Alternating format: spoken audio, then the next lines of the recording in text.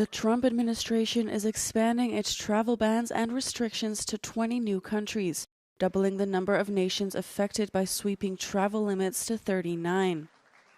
5 more countries were added to the list facing a full ban: Burkina Faso, Mali, Niger, South Sudan, and Syria. People traveling on documents issued by the Palestinian Authority are also included in the ban. An additional 15 countries are facing increased restrictions. The restrictions apply to both people seeking to travel to the U.S. as visitors or to emigrate there. People who already have visas, are lawful permanent residents of the U.S. or have certain visa categories such as diplomats or athletes, or whose entry into the country is believed to serve the U.S. interest, are all exempt from the restrictions. The Trump administration cited immigration enforcement, foreign policy, and national security concerns for the move. But critics have argued that the administration is using national security concerns to collectively keep out people from a wide range of countries. The European Commission on Tuesday announced a reversal of a wholesale ban on new combustion engine vehicles from 2035 after pressure from ailing car makers. Under the revised plans, car makers will have to comply with the 90% tailpipe emissions reduction target compared to 2021, instead of a 100% reduction. First, we're staying the course towards zero emissions mobility but we're introducing some flexibilities for manufacturers so they can meet their CO2 targets in the most cost-efficient way. The remaining 10 emissions will need to be compensated through European low-carbon steel, e-fuels or biofuels, the Commission said. Fuel electric vehicles and hydrogen vehicles will also be encouraged, with car manufacturers eligible to receive super credits for producing small, affordable electric cars made in the EU 27. Europe's ailing car industry has been struggling with increasing Chinese competition and the transition to electric vehicles, resulting in financial losses and major job cuts.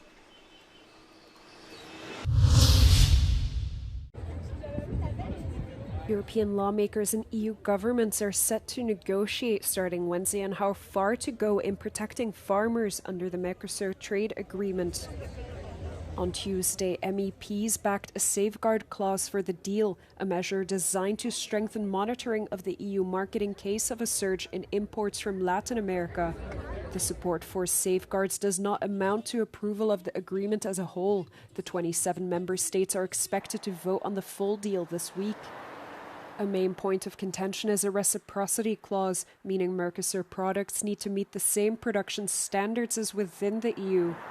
The European Parliament approved the clause, however, its approval cuts across guarantees already endorsed by member states.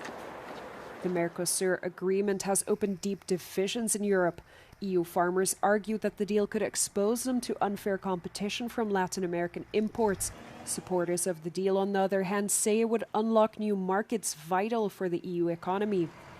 European Commission President Ursula von der Leyen is expected to fly to Brazil to sign the agreement with Mercosur countries, but the deal can still be blocked by EU member states.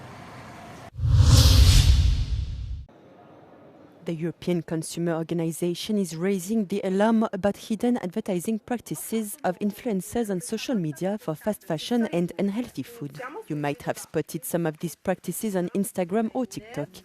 In the fast fashion sector, content creators unpack and try on large quantities of clothing to showcase how much can be purchased with little money. This marketing practice is known as hauls. Influencer marketing also promotes unhealthy food advertising. In Portugal, McDonald's collaborated with a popular streamer exploring a Minecraft world. The European Consumer Organization raises issues of a lack of transparency, undisclosed commercial partnerships, and incentives to overconsume. In some cases, we believe that there is a breach of EU law, particularly when it comes to promoting something for what you are being paid off, and you're not telling that to the consumer. So that is covered by consumer protection laws. But something that in EU law we do not have covered is this relationship between influencers and the brands, influencers and the platforms. Hence, the European Consumer Organization recommends to establish joint liability between influencers, the agencies and brands if consumer law is breached. The European Commission is expected to present the draft Digital Fairness Act next year to tackle unfair online practices and misleading influencer marketing. China is to impose up to 19.8% tariffs on pork imports from the European Union, slashing its preliminary figures of between 15 and 62%, the country's Commerce Ministry has announced. The move follows a lengthy Chinese investigation into imports of pork from the EU, launched in June last year, which concluded that EU products were harming the domestic industry. Spain, the Netherlands and Denmark are set to be the most affected. The probe was prompted by the EU's decision to impose provisional tariffs on China-made electric vehicles last year. The EU runs a massive trade deficit with China, which came to over 300 billion in 2024. However, the trading bloc is a major exporter of pork and a key supplier of byproducts such as ears, snouts, feet, and other items considered to be delicacies in China. A driver who injured more than 130 people by ploughing his car into a crowd of football fans celebrating Liverpool's league title in May has been jailed for 21.5 years. 54-year-old Paul Doyle rammed his minivan through a mass of fans in Liverpool on the 26th of May and was stopped only after a bystander got in the vehicle and brought it to a halt. It is difficult, if not impossible, to convey in words alone the scene of devastation you caused. It shows you, quite deliberately, accelerating into groups of fans time and time again. The judge dismissed Doyle's claim of having panicked as, quote, demonstrably untrue, and prosecutors spent hours reading out the statements of victims, some still nursing injuries. Doyle pleaded guilty last month to 31 accounts, including dangerous driving and multiple accounts of attempting or causing grievous bodily harm and intentional wounding. What is the top concern across Europe?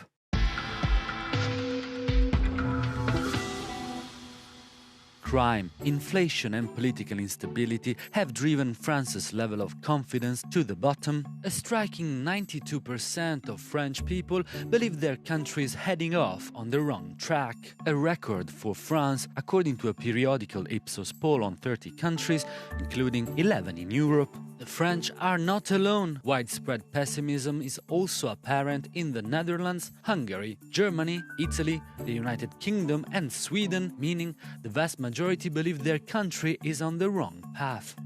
Globally, the most common source of anxiety is crime and violence. In Europe, safety is the dominant concern in France, Germany, Belgium and especially Sweden, but the wider European picture is much more varied. For example, compared to the rest of the continent, Hungarians seem disproportionately concerned about the state of their healthcare, while migration control is the main issue for respondents in the United Kingdom. Meanwhile, the risk of military conflicts has been gaining urgency, becoming the most pressing issue in Poland, surpassing even Israel. Climate change is tied with conflicts in 9th place, a lost 4 points from last year, and no surveyed countries indicated it as the top issue to address. A Paris Labour court has ruled that the football club Paris Saint-Germain must pay more than €60 million to Kylian Mbappé in a dispute over unpaid wages and bonuses linked to the end of his contract before his 2024 move to Real Madrid. On Tuesday, the court sided with Mbappé amid accusations of betrayal and harassment surrounding the breakdown of his relationship with PSG. Mbappé's lawyer claimed the club owed him more than €260 million, and PSG was seeking €440 million from the French star, citing damages and, quote, a loss of opportunity after he left on a free transfer. The court's ruling can be appealed and is unlikely to end the dispute.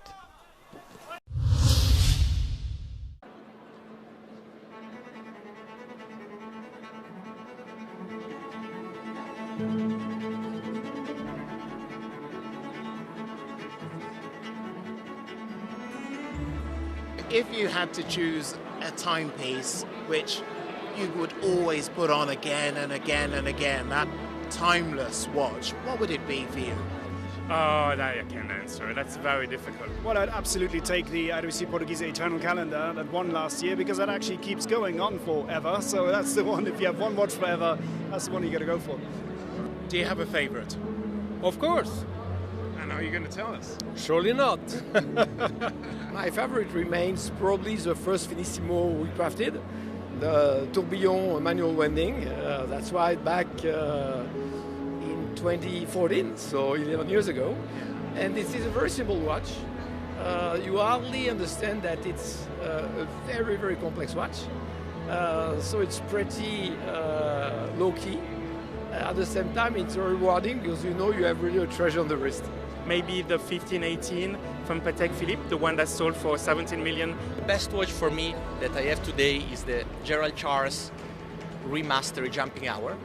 I would put on the perpetual calendar as a complication. I found it a very romantic complication that continues setting the time for years, decades, and potentially centuries ahead.